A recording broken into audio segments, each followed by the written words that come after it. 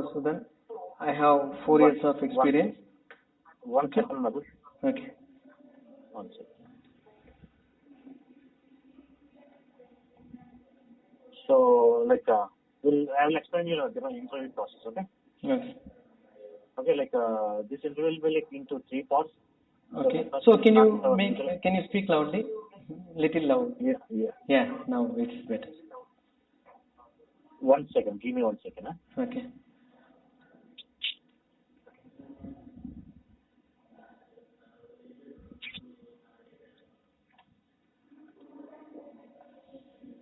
Hello? Yes. Yeah. So, I will explain you the interview process. Okay. This will be 3 parts. Okay. Okay. So, first we'll start with our mutual introduction. Okay. Okay. Then, we'll go with some technical interview part. Okay. Okay. As part of technical interview, you have to write some code snippets in the chat window. Okay. Okay. So, after that, if you have any questions, I'm ready to answer you. Okay. Okay. Okay. This interview will be nearly 45 minutes to 1 hour. This is okay for you, right? Yes. Are you Yes. comfortable? Yes. Yes. Okay. So, as part of the interview, I will take notes as a feedback on you. Okay? Okay. Okay. So, coming to myself, I'm Chiranjeevi, working as a DevOps engineer in EPAM from 6+ years. Okay. Coming to EPAM is a service-based company which provides services to multiple vendors, like pharma, banking, finance, like that. So, this is about EPAM and myself. Okay. Start from your side. Okay.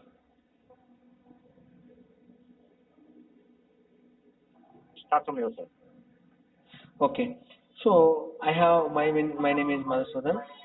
I have 4.2 years of experience as a So, DevOps engineer. Madhu, could you please mute your Skype? Skype is already in mute only. No, I'm saying your yes. No, continue. Okay. So my name is Madhusudan Naidu. I have 4.2 years of experience as a DevOps engineer.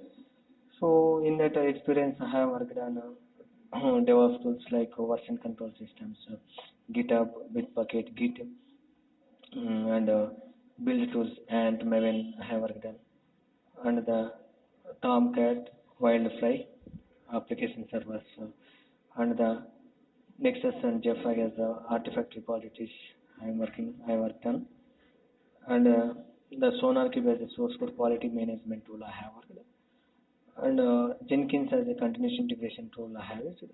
Yeah, I know that Travis CI has just knowledge, but I didn't get a chance to work on. And the Docker I have worked on for container-based deployment. And the Ansible I have used a configuration management tool I have used. And all these tools and New Relic as a monitoring tool I have used it for monitoring application performance and application application monitoring tool. All these tools mainly I have configured in the Linux, Red Hat, and CentOS distribution. So I'm very good in Linux, all the commands administration part, and the shell script I'm very good in that one. So all these tools mainly in Linux environment I have worked.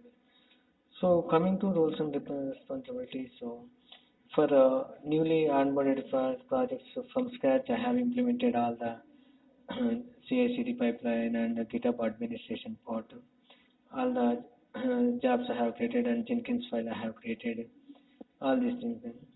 And for already existing projects, just I'm supporting if any build related issues are coming, and writing the Docker file. These are the things mainly I'm working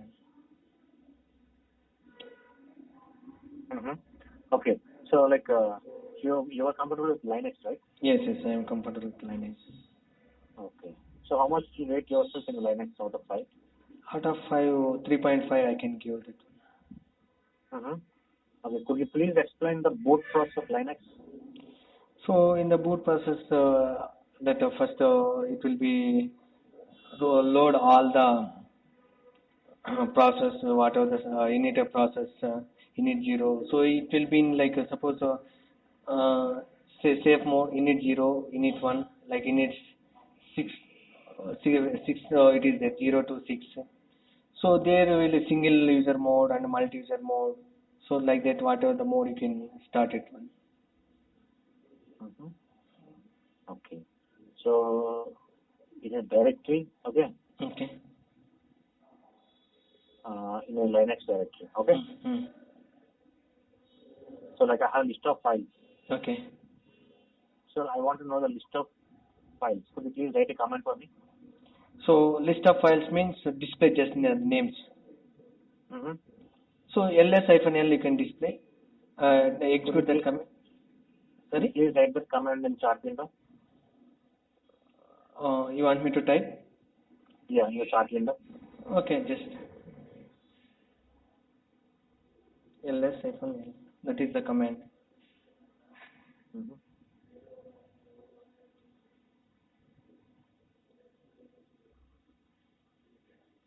You're able to see the chat window?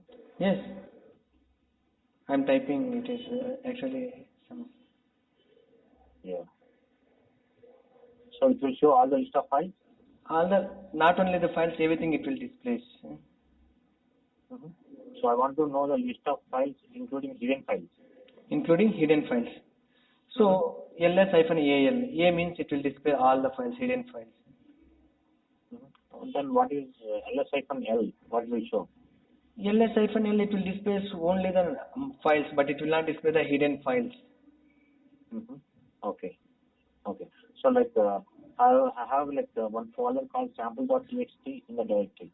Okay. Okay. Okay. So I want to zip that file. Okay. Hmm. After the zip that file, like I want to delete the sample.txt file. Okay. How will you like? Would you please write a comment for that one? Okay.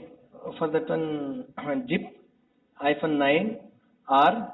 So could you please write a comment for that one? Okay, I'm typing. You want me to type in here? Yes. Okay, zip-R9, the sample.txt, Then give that whatever the zip file name. Like that you can write.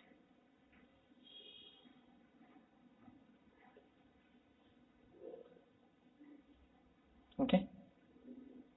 Can you see? Yeah. So could you please unzip that file? So like zip r9 sample.txt. So after that, like the file will be removed. Yeah, file will remove. If you use -9, it will remove. File also will remove. Okay. Okay. Got it. So like could you please unzip that file? For unzip command, unzip the sample.zip. Just.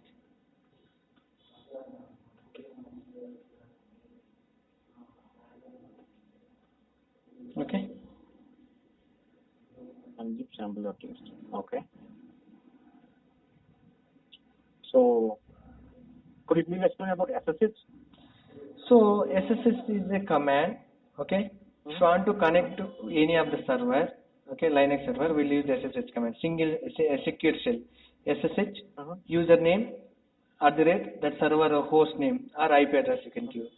Immediately it will ask that particular user password. Just if you execute that one, if you type that password, automatically it will connect to that server. So can I use SSH like without the password to connect SSH server? Yes. That time for that one, what you have to do, you have to generate a SSH key and you have to copy into that particular server. So for that one, you have to use the SSH-keygen command. First generate that SSH key, then copy that one into that server. How we will copy? SSH-copy ID, okay, username @server host name. So first time it will ask the password. Once we execute that command, it will ask the password of that user. Once we enter the password successfully, it will copy into that. Into that particular server, it will create one file called authorized_keys. So in that particular server, it will copy. So that next time onwards, just you can use SSH username @server IP address or host name. I'm not able to see you. So here some new, I don't know, today weekend in broadband net is very less. The broadband bandwidth is, that's why even maybe problem with morning it was working fine. Can you see now? Yeah, I'm able to see now. It is coming and it is going sometimes. Okay. So did you work any like kernel side? So Linux kernel, did you create any time? Sorry? Did you create any kernel in Linux? No, I didn't that one. So just user perspective, I am very good in that. Okay, so you are comfortable with the kernel also? Yes. If you have any requirement, definitely I can go ahead and I can. So what are the run levels in Linux? Sorry? What are the run levels in Linux? Run? Levels. Run levels. So that's what init 0, init 1, init. So if you want to run in the single user mode, so init 3, multi-user, init 4. So like that. So mainly we use the multi-user mode because server is not like you can connect n number of users. We created that multiple users. Okay, they are connecting to that particular user and the particular server. So they are working on that server. So could you please explain about the file system of Linux? Okay, file system. So main it is the like slash we used to call as root directory. So in that we have different subdirectories are there like home, etc, bin, sbin, tmp, slash opt. So these are the subdirectories in that particular root directory. In the root home directory, it will create that each user it will create one directory. Suppose one user I have created like Madhu.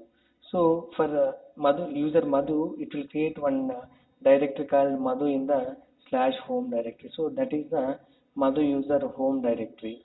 So under etc directory, all the configuration files like shadow, gshadow, groups, okay, passwd, motd, message of the day, and sudo s file, like that many configuration files will be there. And etc that opt. So all the softwares I have installed in that op directory and temp directory. So its name itself temporary directory. If you want to share with any some files with other users, you don't have the access to. Suppose I want to share with Chiranjeevi user any file. I don't have the access to the Chiranjeevi user home directory slash home slash Chiranjeevi. So that time what I will do, I will copy one file into the temp directory. Okay, so that you can copy from there to your home directory. So like temp directory will use that one. And also bin directory, sbin, all the binary files will be in the bin directory. And sbin also it is all the binary files. But in the sbin means system binaries like reboot, shutdown. These are the binaries will be available in the sbin directory.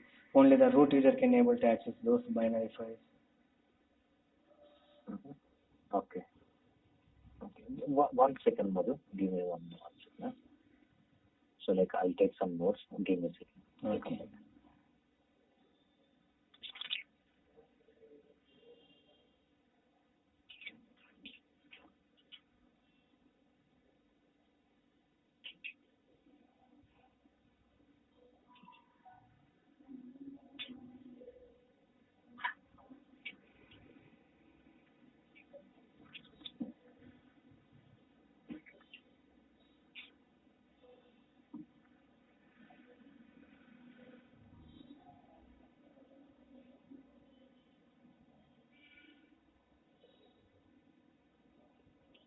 Madhu?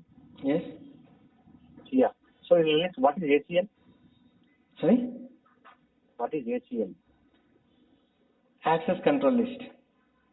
ACL, right? Access control list. Yes. Yes.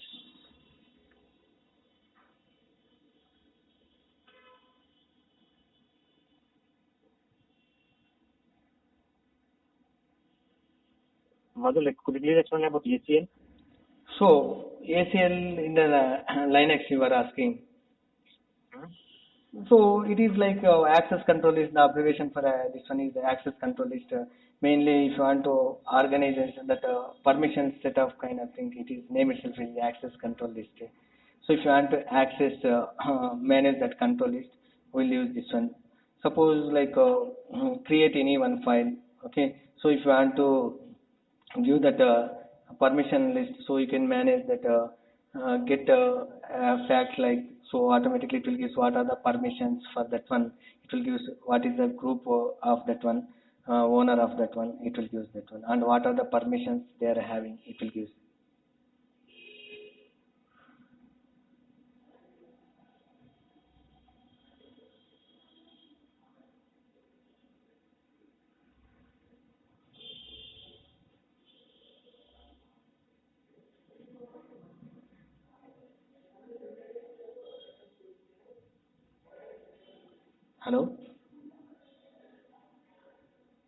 Hello?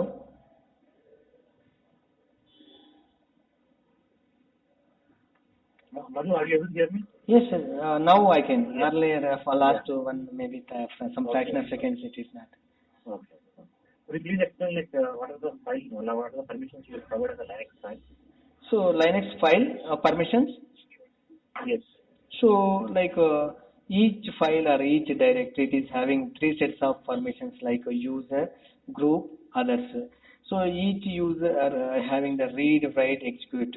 Means if that first set it will show read user, other one is third set is showing that second set is showing the group, third set is showing the others. So if you want, you can change that one, change the permissions using the chmod command. Chmod, what are the permissions you can give? 7 is the highest permission in that Linux, and give the file name. So or a directory name also you can use, so that it will change the default permissions to the whatever the permissions you want. And also if you want to, so this what is the this default permission will be based on the umask value. Okay. So how will you check the system performance? So if you want to check the system performance, we'll use one command called as a top command. It will give how many users are logged in, how much of CPU utilization, okay, how many users and what they are doing. Okay, just you can use w command. It will show what they are doing, means what they are executing. So how much of swap space, RAM space, everything it will give, and which process it is taking more CPU utilization and RAM, everything it will show. Okay. So could you please explain? Sorry. Could you please explain about SSH? SSH. Yes. So SSH is a secure shell. If you want to connect to any of the server, SSH username @ that server host name we can use. So automatically it will ask the password first. It will you can use the password. It will automatically connect to that particular server. If you want to passwordless communication, you can first generate the SSH keys using SSH-keygen. Then you can copy. Once if you execute that command, it will generate two keys. One is id_rsa, id_rsa.pub. In that user home directory, it will create one folder called .ssh. There it will generate. So if you want to copy that one, ssh-copy-id command, and give the username and @ hostname. So that particular server, it will copy. First time it will ask the password. So next time onwards, just execute that SSH username @ that particular server IP address or host name. So automatically it will connect to that server. Okay. What is LVM? L? What is LVM? Logical volume. This one. So Yes. So you are asking about that explanation. Yes. So mainly it will be. Yeah, go ahead. Suppose if you want to create the partitions, okay, whatever in the that mount point, okay, or that partition, if you want to create that one, so we'll use this logical volumes, okay. So in that physical hard disk, suppose if you want to see the how many portions, first we'll use that f disk -l. It will display all the partitions and all. So there you can create n number of partitions and you can mount that partitions to that particular this one. Okay, what is umask? So umask, the umask based on the umask only that okay, based on the umask only it will set the values of that one. Suppose umask value, if you want to see the umask value, just you can type that umask. It will give that whatever the particular user umask will give that value. So based on that umask value only, it will set the default permissions for file or directory. Okay, so can I turn Linux system into a proxy server? Can you turn a Linux server as Linux system into a proxy server? Proxy server. Yes, you can turn as the Linux server as a proxy server. Okay. So what is the difference between home directory and working directory? So home directory is nothing but suppose one user is called as Madhu. For Madhu, home directory will be the /home/Madhu is the home directory. Working directory means where you are currently you have pointing to that directory. Suppose if you want to see that present working directory, just pwd you can type. It will give the print working directory. Okay. Okay, got it. So like coming to Git. Okay. So could you please explain a branching strategy? What are you following in the project? So I'm following like 4 branches. By default, once we'll create the repository, it will be a one branch called as master branch. Okay. After that, we are creating the development branch. For development branch, all the developers are connecting and they are writing the code. And once they will say it is working fine, from development branch only we are deploying into the dev environment. So once they will say okay, it is working fine, then working with the tech lead. Suppose while integrating, if you get any merge issues, merge conflicts, so I will work with the development lead because I am not the right person to check that whether it is the correct code in that local repository as the particular branch to this branch. If any merge conflict issues, I will work with the tech lead and I'm fixing that one. Then from master branch, we are moving the code to that staging environment. Okay, once that done, it is development QA team will test that one. So from there, we are moving same to the production also. Suppose assume if you in the production you got you find any issue. So instead of working on the master branch, we'll create that development one branch called as bug fix and hyphen that bug name, defect name will create. And on top of that one, developer will work on and again will deploy into the dev. It will go to the and we are again matching with. So like you have mentioned like you have one master branch and one development branch. Development team will push their changes to the development branch. Right? Yes, correct. Okay. So And yeah, go ahead. Yeah, and suppose if you want to develop any feature branch immediately, whether that is a high priority feature, you need to implement within these 2-3 days. Like so, that time we'll create that on top of master. We're creating one branch called as feature branch, and with that feature ID.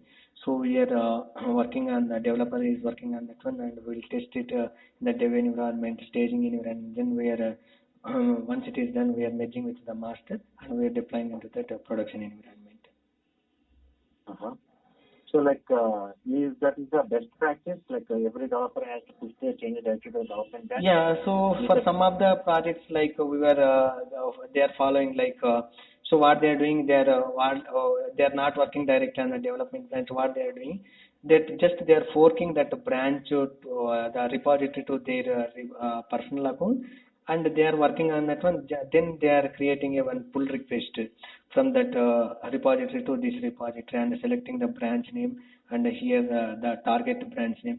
So they will create the pull request and it is going to the tech lead. He will review that one, and once it is successful, they are merging with that main development branch. So like that also some of the projects they are following.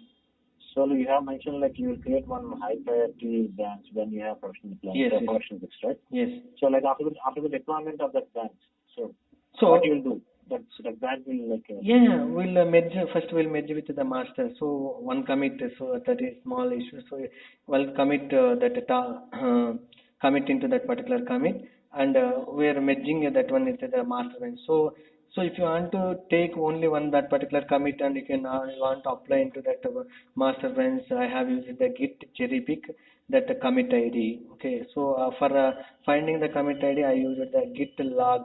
So it will display that commit ID. I will take that commit and I will switch to the master branch.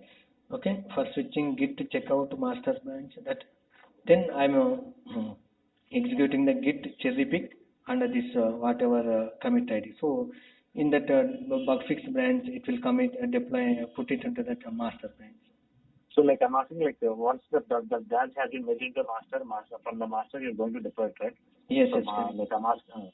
So after that, like what about that branch? It will be like that only, or like no. After that, we are deleting that branch. So git branch -d that branch name. Okay. So like what is git stash? So git stash, suppose you are working in one branch and you want to but you are in between. After that, you mess up something. You don't want to work on that one. Later, maybe you will come and you can work on that particular branch. But you don't want to commit that one. But without committing, and if you switch to the other branch, same changes it will come to this particular branch. So what you will do, just execute that git stash. So and save, give that comment. So automatically it will take that and it will put it into one temporary space. If you want to see that all that how many times you took the backup, execute git stash list. So it will list that all the how many times you took that one. So if you want again apply that one, you can use git stash apply, and you can give that index. So 0 1 2 3 stash flower packet 0 star stash flower packet 1 I will source. So if you want to use apply that one, you can particular that stash also ID also you can use. So if you use stash apply, what it will do, it will apply, and in the temporary space still it will be it will be remain same. If you want to drop that one, delete that one from temporary space, git stash, okay, then drop, give that stash ID, it will delete. So instead of this stash drop, stash git stash drop, and give that stash ID. Okay, so that particular stash, whatever you executed, right, that particular ID, stash ID, it will delete from the temporary space. Instead of this one, you can go with git pop and whatever that stash ID, git stash pop ID. So what it will do, it will apply that one, whatever, and it will delete with a single command. That is the main difference. Git stash apply and git stash pop. So what is the difference between git pull and git fetch? Git full and git fetch both are used for getting the updates from the remote repository. Okay, so git fetch is like just it will take the update from the remote repository, and it will put it into the local repository. But if you use git pull, so it will take the updates code from the remote repository and it will put in local repository. Then it will put it into the workspace also, working area. Sometimes you may override. Suppose same file you have executed, updated, and you have executed git full. Sometimes it may override. So better to use git fetch. Then it will come to the local repository. From there, if you want to get into your local workspace, so use the git merge. So automatically whatever it is there in that local repository, it will come to the working area. Okay. So like so you have decided to reverse the commit which is already pushed to the public. Yeah. See, suppose that time what you will do, only the latest one you can revert. Suppose I have badly committed unknowingly, but that is not working. So what you will do, just find that what is the commit ID which I have committed with badly. Git log, take that commit ID, git revert, give that commit ID, so that it will delete from your local repository. But the same thing I need to update into the remote repository as well. As that time you can git push whatever that origin name, okay, then branch name -f.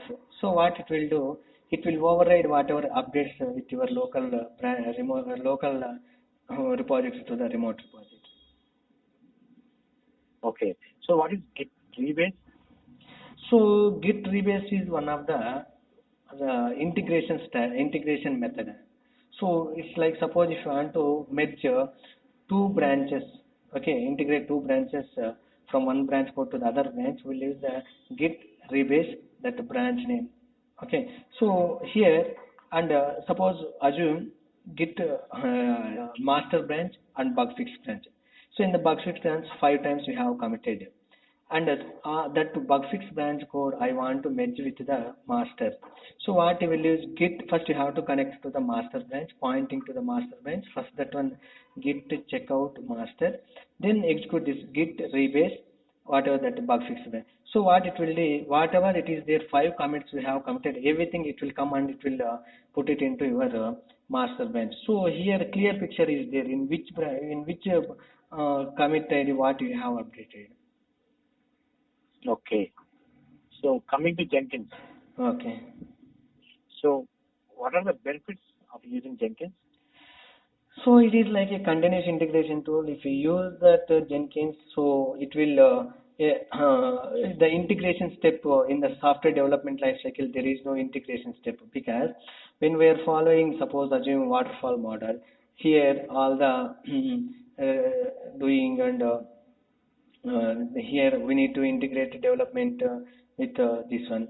Here, if you use the continuous integration tool, as soon as the developer commits the code into that version control system, Jenkins will take that updated code.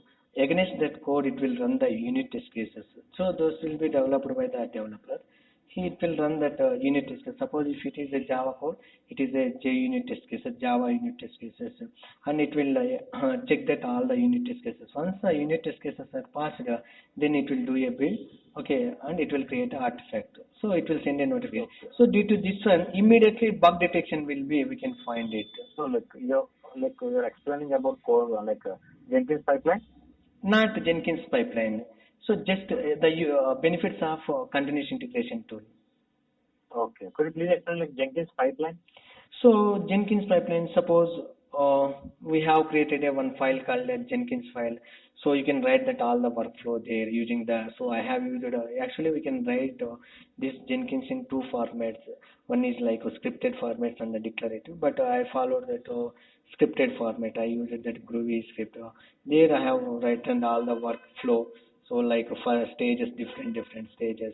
So first one is that like getting the updated code from that version control system, then running unit test cases, then it will be like creating that artifact, then Sonar Cube, then we are pushing that artifact into the remote repository, then like deploying, so then it will send a notification. So all these steps we have written in the all the workflow in the Jenkins file. So that Jenkins file we are putting into the, along with that project source code in that root folder. So J capital letter Jenkins file, no extension it is. So while creating that CI/CD pipeline in the Jenkins, so we'll select that the project type will be the pipeline. Once you select that one, it will ask. So the source file script will be, pipeline script will be from SCM, or we can write the, that workflow script in the pipeline Jenkins there itself. So, Madhusudan, like how will you communicate like upstream jobs and downstream jobs? How will you arrange the communication between these two jobs? So there I didn't work on because see, we are for each environment we are using one CI/CD pipeline. So like Jenkins, this dev environment, so and the staging environment. No, like pipeline means like the step-by-step operations we're talking about, right? Sorry. So first, so pipeline in the sense like for every environment you create only one job, right? Yes, correct. Okay. So after that you can mention that once this is done, so there you can see that one option. It is done, successfully done. Then we can based on that result of first one, we can run on the second project with help of this upstream, downstream. Okay. Got it. So coming to Jenkins, like how will you secure your Jenkins? Like what type of securities you provide for your Jenkins job?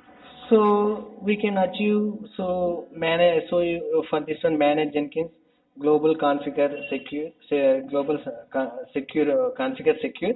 So there you will go, you can see that enable the secure. So here you can use LDAP or you can use your Jenkins own database. So if you use Jenkins own database, you have to create the users, and for that users by default it will like he will get that admin access.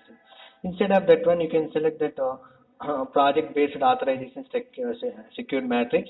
So there, and you can select and you can give that what are the for which users, what is the access, whether only the in the jobs, only the read, okay, and create or discard and cancel, like that. Different options are there for that particular user. So mainly the developers will use only that. He can able to read that jobs, and sometimes we are giving that build option also, build trigger build now, that option is there, build option. So like that. Okay, like how many ways we have scheduled a Jenkins job? So you can schedule a job in two ways, like it's pool ACM. So another one is like hooks and services you can. or you can use that schedulers. So in that particular job, you can go and you can build schedule. So this particular time, each time whatever you have given that one, it will keep on running. So if you use this method, whether updated code is there or not, that particular time it will go on trigger and it will go to the version control system. It will take the updated code and it will, if it is updated there, it will take. Otherwise, even though it will take the code from the version control system, it will do a build and it will do all these steps. But if you use the pool SCM, whatever the time interval you have set in that Jenkins, that particular time interval, it will go to the version control system and it will check is there any updated code is there or not. So how it will identify that updated code is there or not? Based on the commit ID. So Jenkins having one commit ID and yeah, even GitHub that version control system also maintain the version commit ID. If both are matches, it assumes there is no updated code. So that time it will not, the build will not trigger. Okay. So if both are not matched, it Jenkins assumes some updated code is in the GitHub. So it will go to that GitHub and it will take the updated code. Then it will do the build. Mm-hmm. So in the Okay, you have a scenario like I want to migrate the Jenkins job from one server to another server. okay. So how So will you do that that one? so if you want to migrate that Jenkins server one server to, so first what you will do in Linux server, some Linux server B, suppose assume in Linux server old server is there. In Linux server B, new Jenkins server you have installed. So what you will do, first install in the Linux server B Jenkins, okay, and once successfully installed, stop that one and go to that home directory. You will see one folder called as .jenkins folder. Okay, so take that backup and come to the Jenkins server A. Take that backup of that home directory, Jenkins home directory. If you want all the configurations and all, take that one and you can copy into the server B. Just you can restart the Jenkins server in the B. So that automatically all the configurations, these things, it will come into the server B. Okay, got it.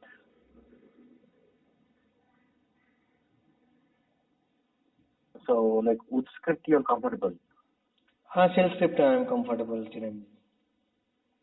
Shell script you're comfortable, okay.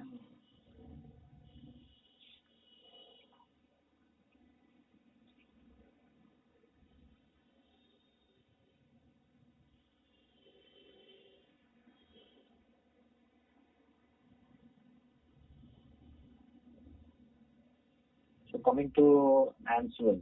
Okay. So how much rate yourself on Ansible out of 5? Out of 5, I can give 3.5. 3.5. Okay. Good. So could you please explain about Ansible architecture? Okay, sure. So Ansible, it will mainly will work on the push-based architecture. So it's like you don't want to install any agents in that host machines. So just it will mainly work on the SSH connection type. So suppose assume you have hundreds of host machines are there. So in that 100 machines you want to connect to this through Ansible and you have to execute one playbook. So first what you will do, you take that all the Ansible that in a host machines IP addresses are yeah, this in host names and put it into the inventory file, host inventory file. Okay, so host inventory file. Just and before doing that one, first you have to generate the in Ansible server passwordless communication. So generate the SSH key and copy into that all that 100 servers. Okay, so what it will do, because it is using the SSH connection, right? So SSH and whatever that particular, so passwordless communication we have to generate between the host servers and this particular IP Ansible server. Then all the IP addresses of host machines we can put it into the inventory file. So that is the host inventory file will start. So after successfully done all the environment, so now the next part is the playbook. That is another component in that Ansible. So the playbook is nothing but it is a one sample YML file. It is a one file. It will be written in the YAML format. So what it will do, just whatever needs to execute that, whatever the task we want to do in that all the 100 servers, that one we will write in that Ansible playbook. So it's like a one file, but the extension is .yml. It is a one YAML format. So all the Uh-huh. things will suppose in the while 100 servers, it will be like different types of will be there. Like suppose app servers will be, web servers, DB servers, web servers, like different. We can make it the groups. Suppose if any DB related patches, if you want to apply, only just you can put that in the playbook host colon what that group name you can put. Okay, so that Okay. it will assume so this playbook has to run in this particular group of servers. After that, you can put that task colon, then hyphen name, whatever the task name you can give. And suppose if you want to install that HTTP server, okay, Uh-huh. hyphen yum colon, okay, that name is equal to whatever. Suppose I want to install HTTP, and the state is equal to present, so that it will install that one. So there you can use mention become true. So Like, what it will do? are you What? are you able are you able to write in a playbook? Yes, I can write that playbook. Okay, like you So have a scenario like I will give you one scenario to write a playbook. Okay. okay, So like you need to install like some X software and some node. Okay. okay, So okay, you have to request like install Jenkins and some X node. okay. So could you please write a playbook for that one? Yeah, sure. I will write the playbook. So, so the playbook will be like sample install Jenkins.yml. Install Jenkins.yml. Okay, that is the playbook name I am writing. I am typing.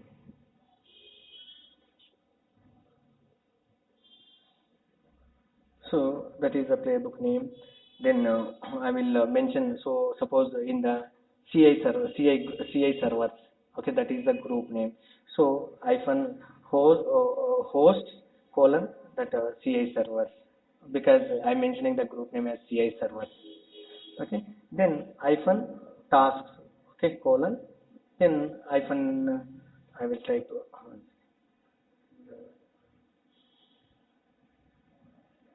name.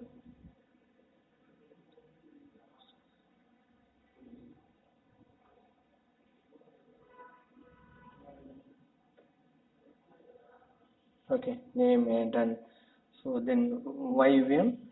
So there YUM is a one module. So for installing that YUM colon name is equal to then uh, Jenkins. Okay. Then state is equal state colon state is equal to present.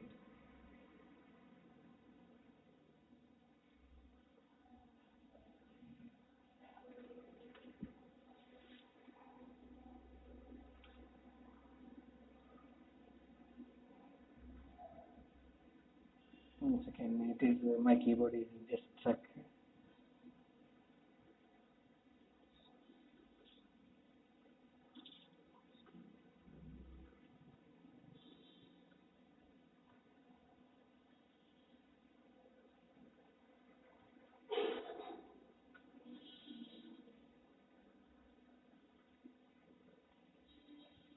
Okay. Done.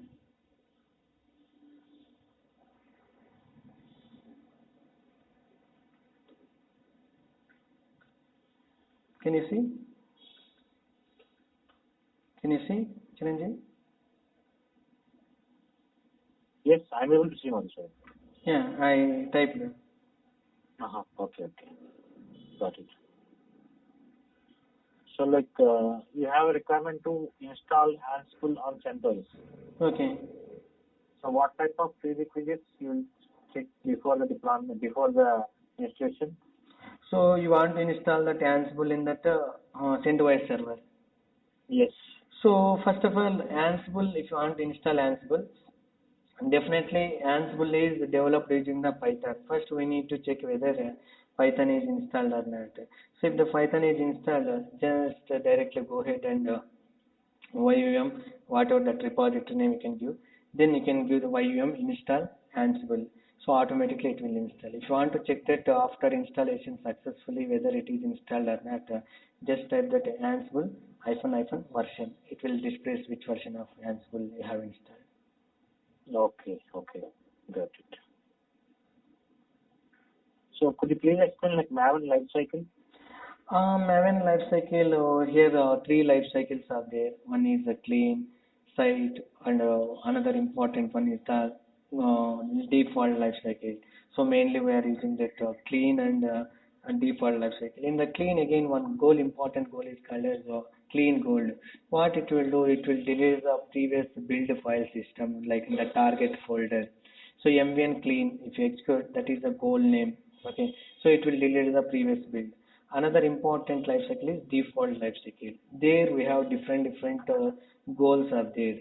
Validate, compile, test, package, install, deploy. So suppose if you execute MVN package, so but before this one executing package, it will first execute the validate, it will validate all the resource files in the directory structure. Then it will compile the source code as well as that unit test cases, what are the JUnit test cases. Then it will run that against unit test case against the source code. Then it will create that artifact. So like it's a whatever you mentioned in that the pom.xml in the packaging tag, it will create that artifact like jar, var, or here based on that one. After then another one is install is there. MVN install if you use, what it will do, it will all these things it will execute that validate, compile, test, package. Then whatever that artifact it has generated, it will copy that artifact into our Maven local repository. Okay. So one more goal called as deploy goal. If you use MVN deploy, all these things it will happen and it will create the package. Then it will put that artifact into your remote repository based on whatever that you have configured that remote repository in your pom.xml, either Nexus or JFrog. For that one, we'll use first Okay. we'll create. Yes. Okay, got it. So coming to web server. Hmm. Okay, so you're comfortable with Apache, right? Yes, correct. So like on a single mission, can I maintain two web servers? Single? On a single mission, can I maintain two web servers? No. So, because this web server will run in the port number 80. So, with the same port number, you are not able to run in the multiple instances of web server. Mm-hmm. Okay. So like, did you ever install Linux, like Apache Linux? Yes.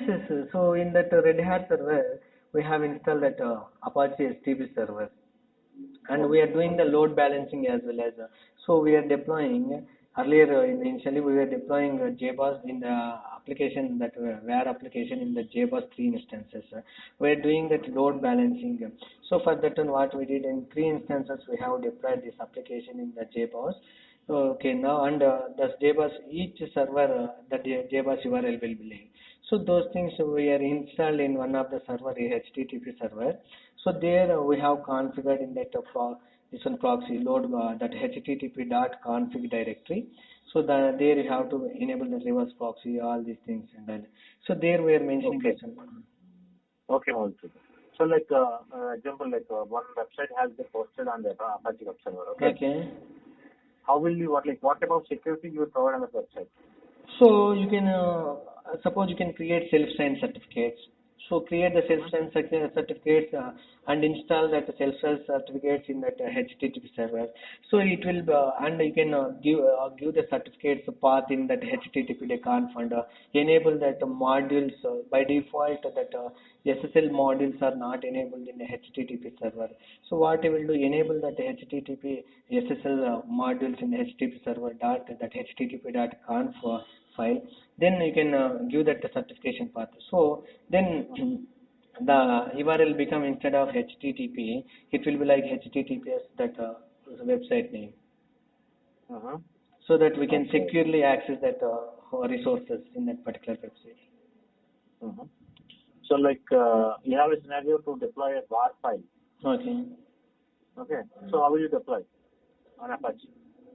So Apache in WAR file will not deploy. See, because that Apache, it will be like web server, it will support only the static content. So if you want to deploy WAR file, you can use a Tomcat or any Wildfly or JBoss. So now we call as the Wildfly. Earlier JBoss, now we call as the Wildfly.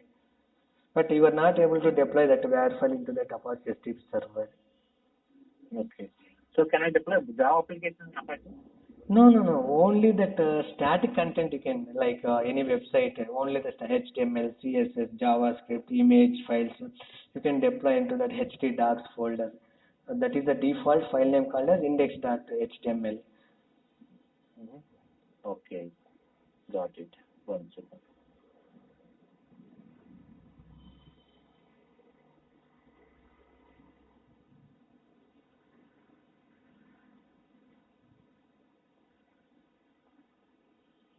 Okay. So coming to Docker. Okay. So what is container in Docker? So container, suppose like first if you want to create a container, first the step is like image, Docker image. Without image you are not. So first if you want to create image, Docker file. So Docker decapitulator Docker file, D and DOCKR file. So Docker file is in like nothing but it is a source code source file for the Docker image. Without creating Docker file, you are not able to create the Docker image. So in that Docker file, you can mention all the Docker keywords like from, maintainer, run, CMD, workdir, like volumes, like different keywords are there. Just create the Docker file. With the Docker file, you can convert the Docker file to the, create the Docker file to the Docker image. For that one, we can use Docker build -t that image name and space dot means in current directory Docker file is there. Take the Docker file and you can create the Docker image. So it will So create like the whenever you say like whatever you're saying commands. So could you please write this in chat window? So that will be helpful for me while okay. taking while So you want me to write a Docker file? Yes. Okay. So as a Docker file, it will be default like a decapitulated. So Docker file, that is a file name. Okay. So first it will be like from keyword because from is a one keyword in the Docker. It will be download from the base image. So assume I am using the CentOS :07. So from CentOS. Okay, I am typing 1 second. Then I will use that maintainer, MAIN maintainer. Okay. So then whatever that author name, maintainer is nothing but author name. So then run. Suppose you want to execute some commands, install yum, install Java. Suppose on top of CentOS, I want to install Java. So run space yum install Java. So after that, I want to check the version. Suppose after installing run, so Java version. So like that you can create that one. So volumes, give the volume name /home or whatever that volume. So this is a Docker file. Once you can create the Docker file, so with the help of one command, okay, we can create the Docker image. Docker build -t, okay, I'm typing. So that image name, whatever the image you are going to create, okay. So then dot. So what it will do from current directory, Docker file is there, okay. Take the Docker file, create the image. So once it is created, okay. So 1 second. So once it is done, it will create the images. That image, whatever the image we have given. If you want to see that images, just type that Docker, okay, image, Docker images. Okay. You're done? Yeah. Okay, got it.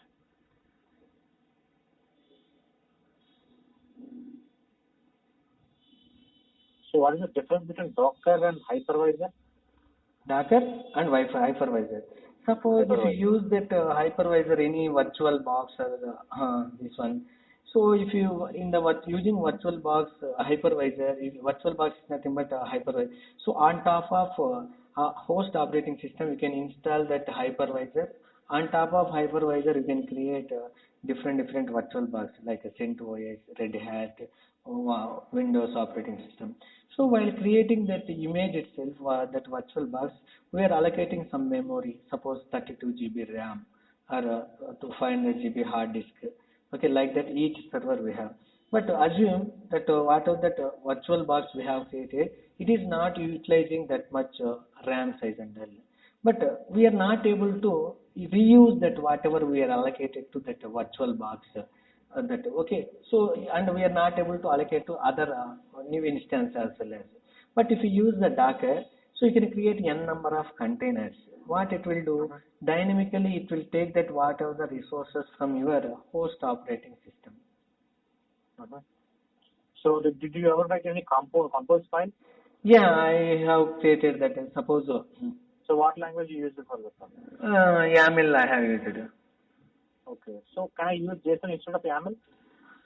You can use, but I didn't try that one. Just I used the YAML.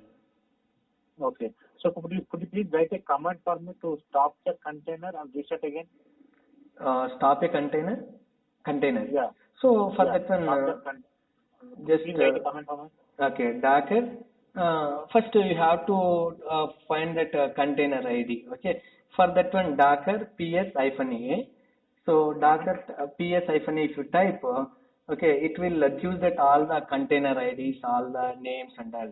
So take that container ID and if you execute that Docker, okay, stop, okay, and give that container name, container ID or container name. Okay, it will stop that container. Okay.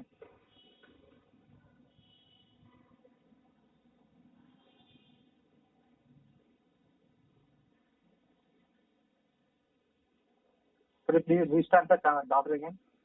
Sorry? Could you please restart the Docker again? You stopped, right? Docker? So you have written a command to stop the Docker. Yes, Docker stop container ID. Yeah. Could you please restart write the command for restart? Okay, so Docker restart the container ID. Yeah, see, you can pause it also. Okay? Okay. Pause, stop, start. These are the different states are there, container states. Okay. So this is So could you please write some Docker commands which you use regularly? Okay, so suppose I want to see that all the logs in the Docker container. Just Docker logs that container ID I will give. Okay, so that it will give what are the logs in that one. Suppose assume I want to connect to that container and I want to execute some commands. So Docker attach, okay, and give the container ID. So just I will connect to that container and you can go and you can see that what are the file system in that one. Okay, so but if you execute this Docker attach command, but before that executing that command, you have to check whether that container is running or not. This Docker attach command will work in only the running containers only, running containers. Okay, so you can see, suppose I don't want to connecting to that one and I don't want to see that, but without connecting also, I can execute some commands. For that one, so Docker exec execute Docker space exec and give the container ID. Okay, so that and container ID and you can give the command. What is the command you want to execute in ls-l? Suppose Docker exe container ID ls-l, so that it will display what is the file system in that one that particular root directory. By default it will display. Okay, got it.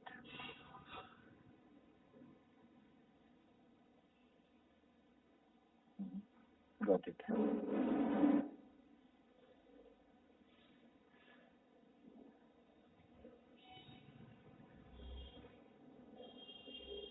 So okay. So coming to shell. Okay. Okay. So like I have a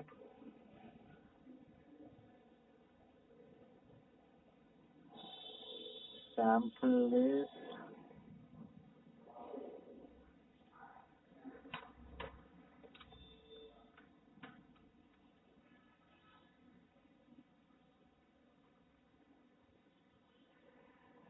Are you able to see this, right? Sorry, can you type it? Still, I'm not. Yeah, I'm right. Yeah, give me a second. Okay.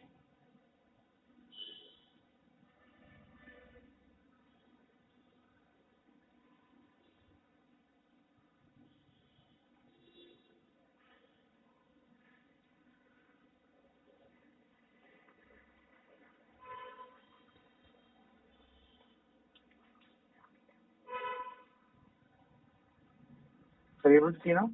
Yes, yes, I can see.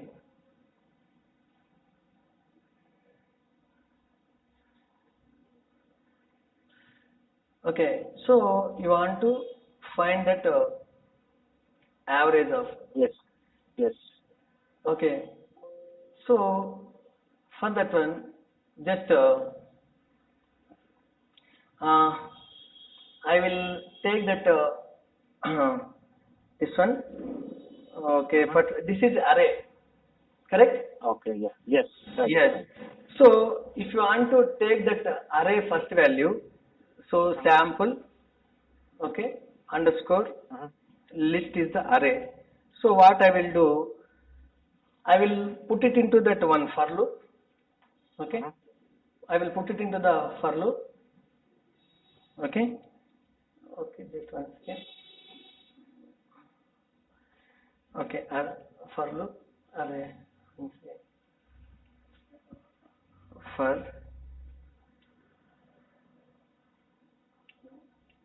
it is not typing for loop.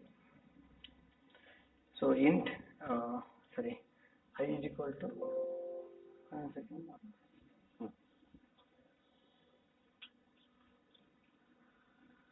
I is equal to 0, then I less than, okay, that sample, okay, underscore list, okay, that the size, I will use this one.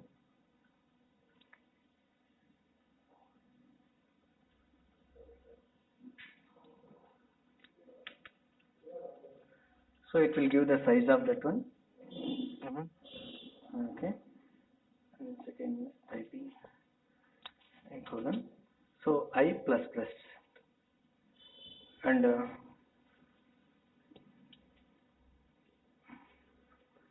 so now do the for loop start with do. Then here I will write. So you want to take that average, right? Yes. So Yes. first I will add that one. So I will take the site. So how I will add? So first we will use the ex here. So first assume avg average is a one variable is equal to, so dollar symbol each value I will get. Okay, Uh-huh. dollar symbol flower bracket. Okay, and the sample underscore list. Okay, and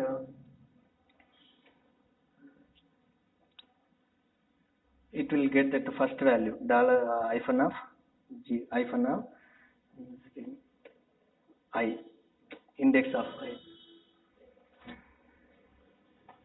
index of, it is not just one second, index of dollar I means it will get the first value of value. So like that it will, so we have to use the ex pair keyword. So average is equal to, first I will put that one, okay, then average, now it will get the first value means it will get the 34, okay, then one second. So in the for loop I forget I is equal to 0, so I typed mistakenly.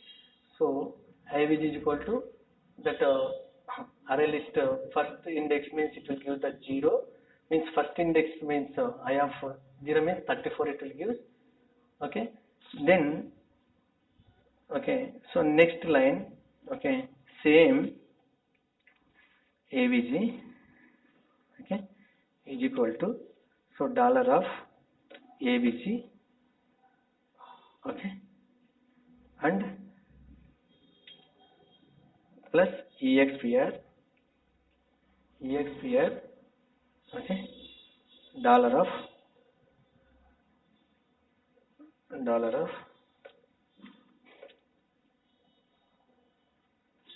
sample underscore list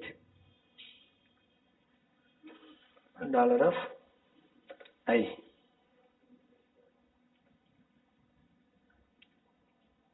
Okay, so it's done. So the for loop, it will be done with that. Means the closing is that done. What it will go? So for I is equal to 0 means we are initializing I less than or equal I less than that array list size that one. So I forgot that hash dollar symbol flower bracket hash. If you use hash Okay. that array name, it will give that the size of that array. Okay, and we are checking that one. I plus if it is the condition is satisfied, it will come inside. AVG is a one variable is equal to first we are getting the I value. Then like that we are getting that iterating that each value from the array list and we are adding into that average variable. Okay, then sorry I forgot to by divided by whatever that AVG dollars that percentage symbol divided by this array list size. Okay, automatically it will Okay. use that size. I forgot another step. I have time. No issues. I got it. Okay. Coming to AWS. Okay. So could you please explain about EC2? So EC2 like Elastic Cloud Computing. It's like one any Linux server. Okay, so earlier we were using on-premises servers. Instead of that one, if you use on-premises servers, so for the maintaining is the costly. So in the AWS, they are providing different virtual machines. Like you can use the Red Hat using that EC2. You can create CentOS, virtual Windows machine, whatever that one. So once we create that one, it will give some PM file. So with help of that one, you can connect to that EC2 instance. You can install any of the softwares or you can input a number of commands. What is S3? So S3 is like a simple storage service. If you want to store any of the images, okay, or if any volumes, big large volumes, we'll use the S3. So it will be like, and it will use one API answer. So one of the application in the developer, so they are using that S3 just for uploading the images. So what we are doing, we have created one S3 server bucket. So once you create, it will give the URL. So take that URL and give it to the developer and give the credentials for that particular access that API if you want to. So they are connecting to that one and they are uploading the images into through the Java application. Looks like you got disconnected from Skype. Sorry, no, I have not disconnected. Like I'm not able to see you actually. Even I'm able to see only two participants. Broadband, that one. So still I'm in there and like, my audio, video also it is there. Mm-hmm. So like still it was showing only two participants. That's the reason I'm asking. So one is Mahesh and one is myself. But I can Okay. see Mahesh and Okay. my photo also. So could you please, are you able to see message here or that tapping here? Sorry? So like I just send the hi message. Which one? Hello. Yes, I can able to hear you. So one second, Madhusudan, 1 second.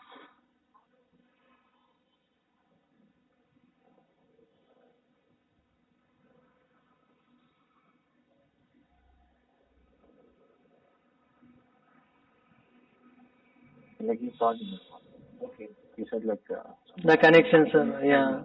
Okay. No issues, Madhusudan. Okay. Yeah. Can I create like S3 in EC2? S3, no, that is separate service. See, EC2 is different service and another S3 is a different service.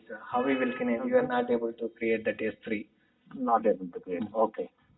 So did you ever create any load balancer? Yes, so Elastic load balancing. So here we use the application load balancing. So different load balancing in that AWS, like application load balancing and network load balancing, these things. But I have used load balancing, application load balancing. Okay. So did you ever create any IAM profile? Yeah, I am profile. So I am the senior. So while creating the IAM profile, what type of prerequisites you look for? So first we'll see that what kind of, so we'll get the request from user. So what kind of access he want. So okay, so whether he want a programmatic access or console access. In that programmatic access also, suppose he want to whether only which services he want to give the access, either EC2 or S3 or BBC, whatever that accesses. In that also basic, suppose if you want to basic role you want to. So policies are different and the roles are different. So policies nothing but set of roles, so predefined already Amazon is providing. So if among that if you want to create, you can create your own profile, that profiles as well as policies, So like, not profile, policies. Did you ever apply any auto scaling techniques? Auto scaling, I didn't get a chance to work on that one, but we have created that.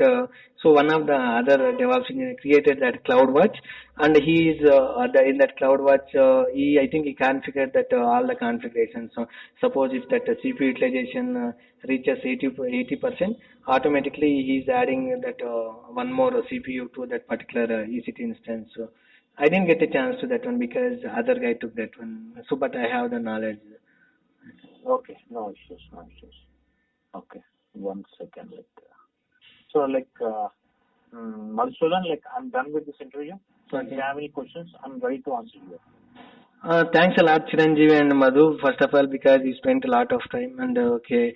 And just I have one question. What kind of profile you are looking? So DevOps means less like a broad term, yes or no? Yeah. In the lot of these tools are there specific any you are in your company EPM you are using any specific tools which internally developed or any kind of just. No, we are looking for the candidate who are expertise in the scripting, any scripting. Okay. Okay. At the same time, he has a good experience, good hands-on experience on continuous integration, continuous deployment. Okay. Okay. Okay. So at the same time, he has a good experience in any instruction as automation code, Ansible, Puppet, anything. Okay. So okay. Continue. Sorry. He must have based on experience. For L1 level, some will look for something. For L2 level, will look for something. For L3 level, for L4 level, So all any level that master should be scripting, CI/CD, and any FHIR code, automation code, anything. Okay. So these three master should have at the same time Linux and network level. Okay. Okay, so thank you. As you mentioned, coming to DevOps storage, point to point, stack will change. Okay? Okay, no problem. Thank you, Chiranjeevi. Okay. Thanks a lot. Thank you, Madhi. Welcome. Okay. Nice meeting you. Thank you. Good discussion. Thank you. Have a nice day. Bye. Bye. Fine, right?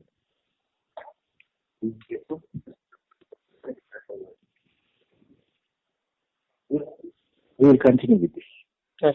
So can I put the headset? No, keep the headset to your phone and on your video. Okay. Video will be there. I will put that video will be there and we will be continuing with this. Okay. Okay.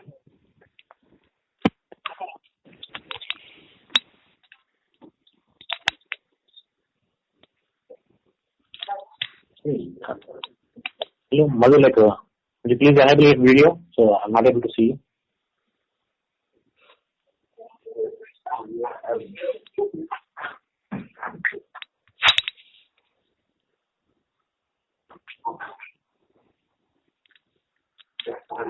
Madhu, are you able to hear me? Hear me? Yeah, I'm able to hear you. Okay. Yeah, I'm able to see you. Go to the meet now. So I'm hearing you are in that Skype and here also.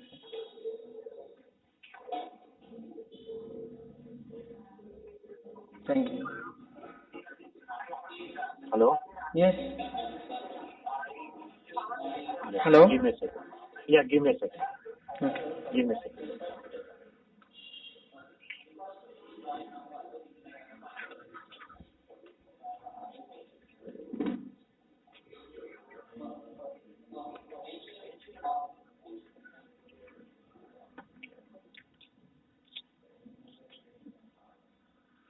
Yes, Madhusudan. Yes, tell me. So finally we are set. Yes, yes. Tell Okay. me. Okay. So, my name is Madhusudan. I have 4 years of experience. One Okay. second, Madhu. Okay. One second. So, like, I will explain you the interview process, okay? Okay. Okay, like, this interview will be like into 3 parts. Okay. the first So, will can start you with our make? legal- Can you speak loudly? Little loud. Yeah. Yeah. Now it's better. 1 second. Give me 1 second, huh? Okay.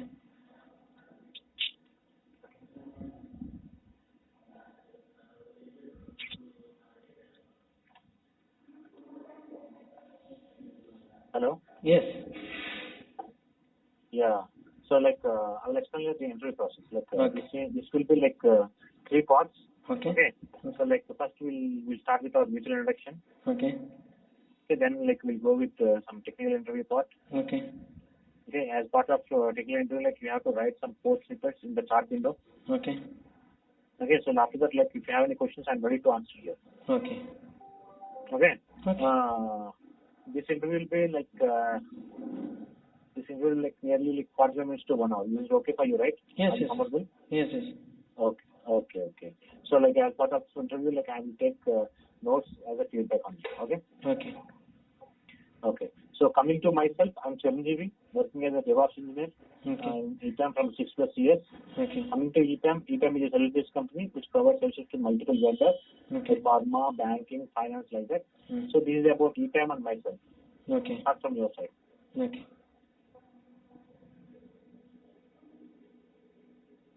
Start from your side. Okay. So I have my name is Madhusudan. I have 4.2 years of experience as a So, DevOps engineer. Madhu, like, could you please mute your Skype? Skype is already in mute only. No, like, I'm saying, like, your yes. No, continue. Okay. So my name is Madhusudan Naidu. I have 4.2 years of experience as a DevOps engineer.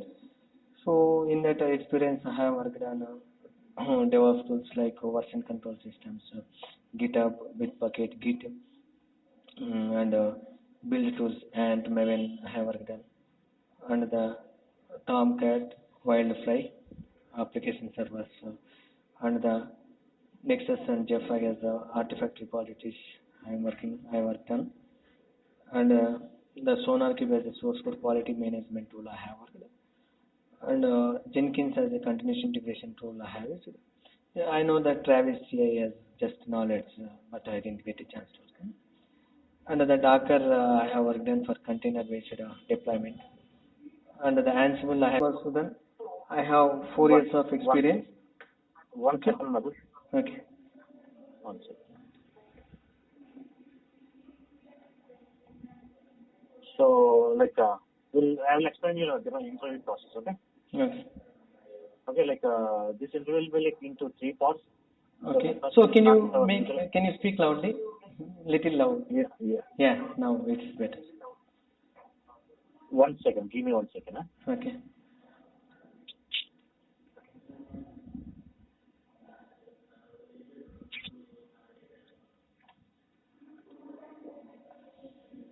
Hello. Yes.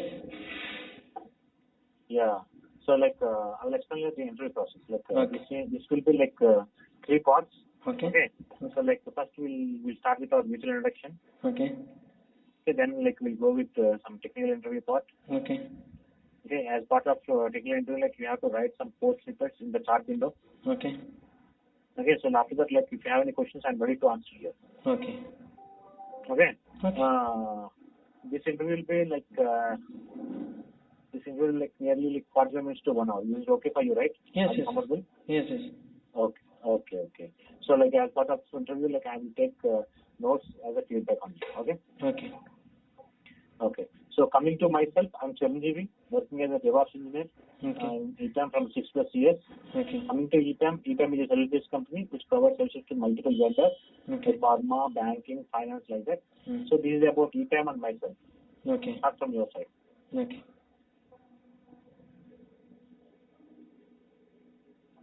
start from your side. Okay. So I have my name is Madhusudan. I have 4.2 years of experience